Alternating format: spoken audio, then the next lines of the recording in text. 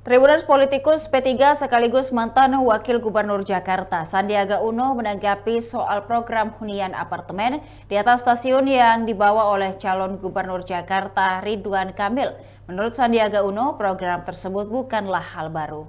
Namun sudah pernah ia garap sejak kepemimpinannya bersama Anies Baswedan. Ia pun memberikan peringatan bahwa perencanaan pembangunan pemukiman warga yang terintegrasi dengan transportasi umum itu tidak bisa selesai hanya dalam 5 tahun.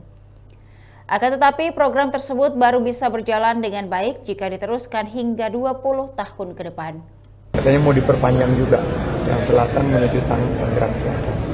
Jadi itu sudah menjadi pencanangan dan nggak akan kelar 5 tahun, 10 tahun, mungkin 15, 20, 25 tahun. Karena Jakarta ini akan menuju kota global. Dulu, dan ini bukan hanya Jakarta ya, tapi di seluruh dunia, pola pembangunan pemukiman itu adalah Transit Oriented Development, TOD. Dan kita sudah menyusun pada saat itu bahwa ada transit oriented development di moda transportasi berbasis rel, berbasis bus rapid transit maupun berbasis kereta komuter.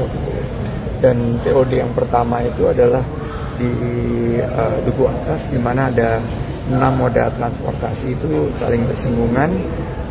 Kita buatkan regulasinya baik di bawah tanah maupun di atas tanah juga kan. Dengan itu maka akan terbangun sebuah pola urban setting atau pembangunan daripada perkotaan itu yang terintegrasi.